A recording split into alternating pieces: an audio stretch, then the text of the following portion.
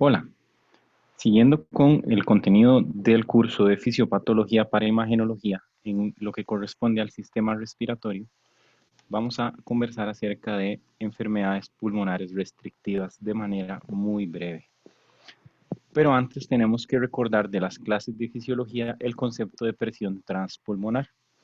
La diferencia entre la presión alveolar y la presión pleural se denomina presión transpulmonar y básicamente es la medida de las fuerzas elásticas de los pulmones que tienden a colapsarlos en todo momento.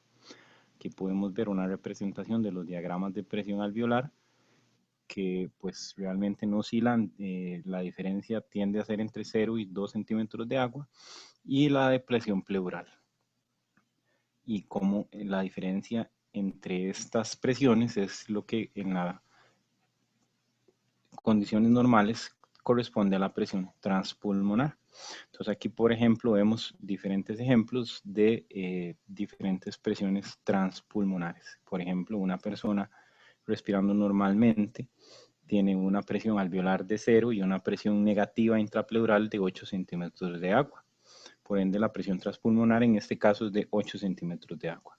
En una persona que se encuentra ventilando con presión positiva mediante un ventilador, la presión en este caso es positiva en el alveolo porque se trata de ventilación por presión positiva, porque se trata de una ventilación artificial, y la presión pleural el cambio es mínimo. Entonces, en este caso, a pesar de que se trata de una situación completamente distinta, la presión transpulmonar también es de 8 centímetros de agua y es lo que mantiene el pulmón expandido. En este caso, vemos un paciente que tiene un problema en rigidez de la pared torácica con ventilación mecánica, que tiene una elevada presión alveolar y una importante presión pleural. Entonces, en este paciente, a pesar de la elevada presión alveolar, la rigidez en la pared torácica le confiere apenas una presión transpulmonar de 5 centímetros de agua. Entonces, en este paciente, a pesar de que tiene presiones eh, más altas, la distensión final del pulmón es menor porque la presión transpulmonar es menor. Y esto también nos explica eh, cómo, a pesar de que la vía aérea y la presión intraalveolar de un trompetista puede alcanzar 150 centímetros de agua, muy por encima de los valores que estamos acostumbrados a mencionar en las clases, la presión pleural que genera la cavidad torácica de ese trompetista pues produce una presión de 140 centímetros de agua y al final el balance neto de esos pulmones es una presión transpulmonar de 10 centímetros de agua, y esto es lo que evita que pues esos pulmones exploten, porque a pesar de que hay una importante presión alveolar, hay una importante digamos, compensación o soporte o generación de esas presiones va acompañado de un importante trabajo de la pared torácica. Y a la larga el pulmón, pues, sí tiene una presión transpulmonar mayor de lo de los ejemplos previos, pero no es significativamente alta y por eso tocar instrumentos de viento no deja ninguna secuela. Entonces aquí es donde aparece el concepto de distensibilidad. La distensibilidad es el cambio de volumen por cambio de presión, básicamente. Es eh, el volumen que se expande en los pulmones por cada aumento unitario de presión transpulmonar. Sería la definición exacta. Por ejemplo, en una persona que con una presión pleural que pasa de -4 a -6, 2 centímetros de agua, moviliza eh, 250 mililitros de aire corriente con cada centímetro de agua de presión negativa. En este caso, la distensibilidad, que sería esta línea punteada, básicamente es de 250 su valor. O como dice aquí, si una persona moviliza 200 mililitros, si una persona moviliza 200 mililitros, entonces, pues básicamente su distensibilidad será de 200 mililitros por centímetro de agua. Y aquí es la importancia de recalcar este concepto en una clase de enfermedad pulmonar restrictiva. Las enfermedades pulmonares restrictivas cursan con limitación al flujo inspiratorio y tradicionalmente ocurren por enfermedades que endurecen, engrosan, limitan la expansión y disminuyen los volúmenes intrapulmonares, disminuyendo de manera significativa la distensibilidad pulmonar. A diferencia, por ejemplo, en el caso de la enfermedad pulmonar obstructiva crónica que cursa con destrucción del parénquima pulmonar, conocida como enfisema, que genera más bien un aumento en la distensibilidad pulmonar con aumento de los volúmenes pulmonares y atrape aéreo. Entonces, son escenarios clínicos completamente diferentes y vemos cómo en un pulmón fibrosado requerimos mucha presión transpulmonar para introducir un volumen muy pequeño en la cavidad pulmonar. Por ende, este pulmón es muy poco distensible.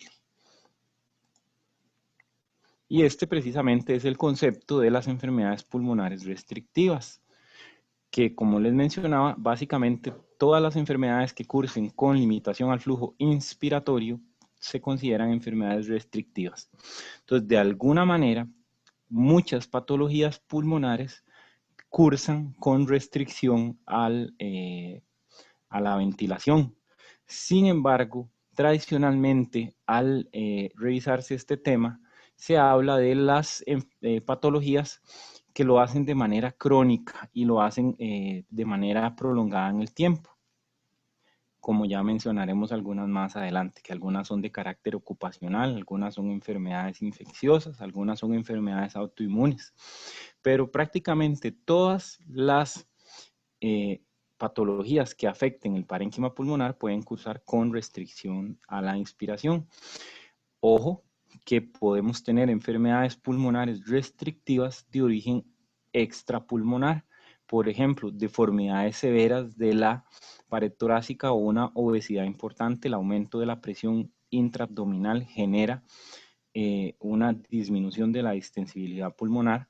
Las enfermedades neuromusculares, como las crisis de miastenia gravis, el síndrome de Guillain-Barré, la afectación medular alta con afectación de la movilidad de las cuatro extremidades y de los músculos de la pared torácica, las enfermedades desmielinizantes, distrofias musculares o polio. Tradicionalmente todas se consideran enfermedades pulmonares restrictivas porque limitan el flujo inspiratorio, a pesar de que no se consideran de etiología pulmonar.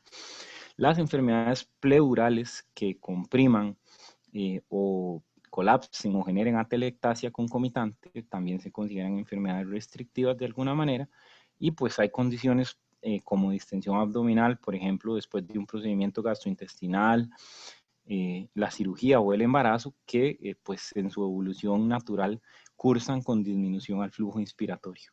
Entonces, todos estos son ejemplos de enfermedades pulmonares restrictivas. Sin embargo, vemos que característicamente en este grupo de patologías van a aparecer las neumonectomías, la cicatrización pulmonar, cualquier patología que curse con afectación de la movilización torácica adecuada, las atelectasias, el cáncer y la fibrosis. Globalmente, ¿qué producen las enfermedades restrictivas? Tenemos un trastorno de la difusión, producto de que disminuye la superficie de intercambio. O sea, tenemos una causa de insuficiencia respiratoria por un trastorno de difusión que va a generar hipoxemia. Tenemos pérdida del parénquima pero no destrucción del tejido, sino pérdida del parénquima funcional, que disminuye la distensibilidad y aumenta el trabajo ventilatorio, porque ahora tengo que hacer muchísimo más esfuerzo para poder introducir el mismo volumen pulmonar que introducía antes, y eso produce falta de aire o disnea. Y la pérdida efectiva de vasos pulmonares y este compromiso en esta disminución del tejido respiratorio de alguna manera impacta aumentando la resistencia vascular pulmonar, y son enfermedades que tradicionalmente cursan con hipertensión pulmonar, en algunos casos muy severa. Entonces aquí vemos un ejemplo de una fibrosis pulmonar en el que tenemos importante pérdida de extensibilidad y además importante pérdida de volumen respiratorio, de volúmenes pulmonares globalmente hablando. Y aquí vemos otro ejemplo de una enfermedad restrictiva extrapulmonar en el que lo que evidenciamos es una sifoscoliosis severa con una importante deformidad de la caja torácica y en este caso, por supuesto que la movilización natural de ese tórax, así como la adecuada expansión del mismo no va a ser posible y esto pues va a generar importante restricción a la ventilación y eventualmente se puede comportar como un síndrome de enfermedad pulmonar restrictiva con todos estos efectos sobre el organismo y generando pues enfermedad. Y eso sería una pequeña cuña de enfermedades pulmonares restrictivas.